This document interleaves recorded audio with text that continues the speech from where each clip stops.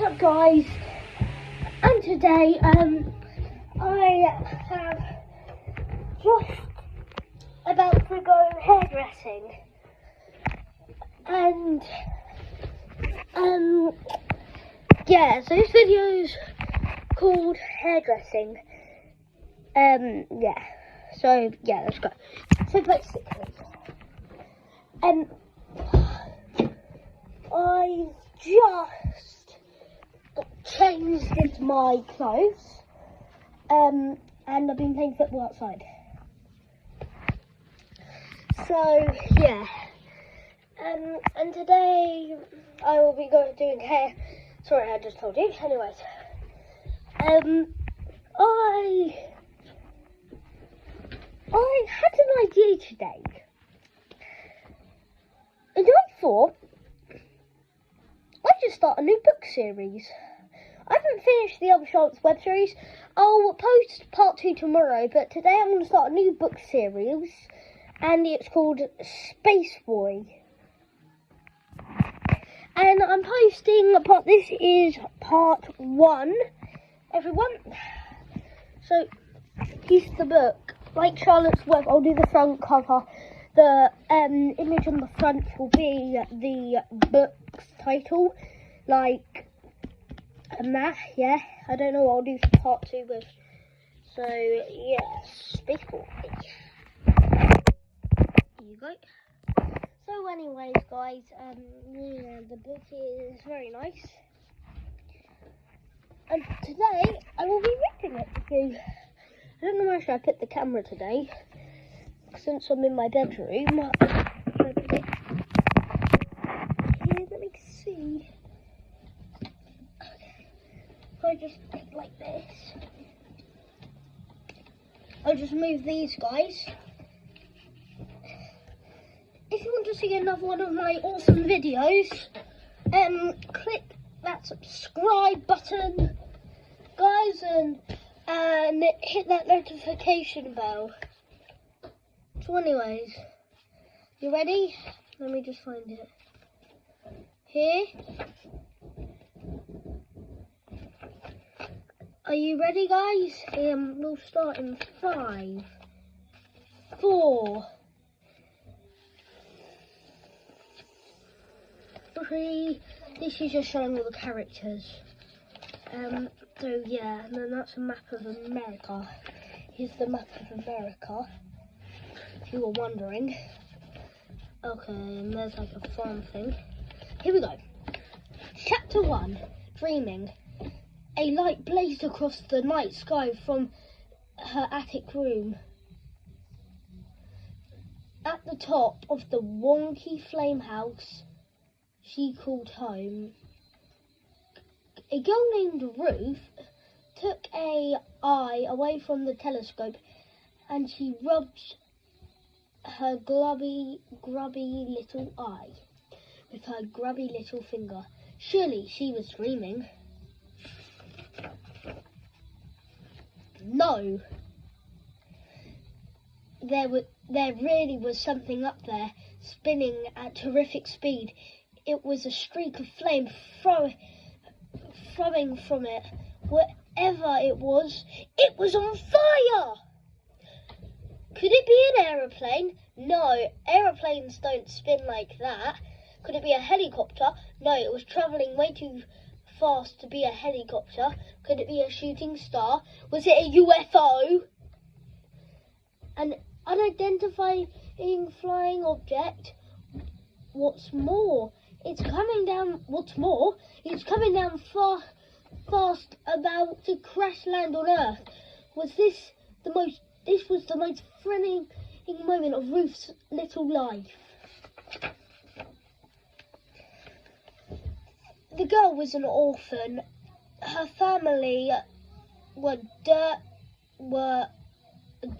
poor, and her mother and father had died digging for gold. They wanted a better life for their darling daughter, but they were killed in the mine where they were working caved in. It was a greasy end. Get it? Get it? 'Cause it's a cave. That they had been buried alive. Before that,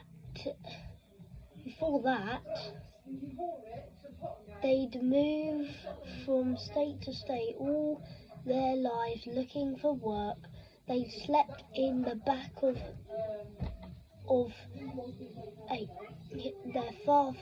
her father's old pickup truck. Ruth would lie there between her mother and the father's for warmth, but she had nothing between them.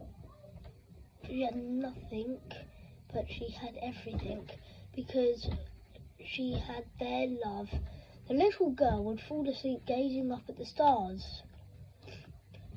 All Ruth had left of her beloved parents was memories, the softening of her mother's kisses, the special smile her father gave just for her. The truck was sold to pay for the funds, and Ruth was dispatched to her only living room with a sign around her neck that read, "Please look after this orphan." After travelling for days, most of it on foot, Ruth finally arrived one stormy night at Aunt Dorothy's steps. So Aunt Dorothy is like a really angry character. My dad had to read this book to make sure it was safe for you guys. And it is, let me say, it's like 2 or over. So if you're like 1 or 0, do not let your children read this if they're 1 or 0. Okay? The pair had never set eyes on each other before. The old lady had never had children of her own for one very good reason. She loathed them. For Aunt Dorothy, all children were revolting creatures with filthy hands and snotty noses and rolly bottoms. Where was I? Anyways, Aunt Dorothy only used for the child was to put her straight to work on the ostrich farm. So Ruth was forced to spend her days mucking out the ostriches before being given the longest list of chores to complete in the farmhouse at night. Ruth's to-do list by Aunt Dorothy: mop the floor, scrub the toilet, pluck the hairs out of my hairbrush, dust the farmhouse from top to bottom, unblock the drain, repair the roof, wash my socks, sweep the chimney, brush away the cobwebs. Finally, a special treat: cut your beloved aunt's toenails. Anyways, here we go. Ruth's life was bleak. She didn't go to school. She didn't have any friends. She didn't have a future. All she had was her dreams. Every night, after she'd finally finished her chores, Ruth would trudge all the way up the wonky staircase to her tiny attic room. She would slump down on her creaky bed, and her thoughts would turn to her mother and father, how different life would be if they were still here. Apparently, Ruth would keep trying to keep them alive in her mind. She flashed through all the memories of them like turning pages out of a photograph album. Not that she had a photograph of them. They were too poor for that. Ruth's clever little three-legged dog, Yuri, always said when she was sad, he would take a running jump onto the bed and then snuggle up to her. Ruff, I love you too, Yuri, Ruth whispered as she tickled him behind the ears. You are all I have. Ruth was lucky to have him, and Yuri was lucky to have her. She had found the poor thing lying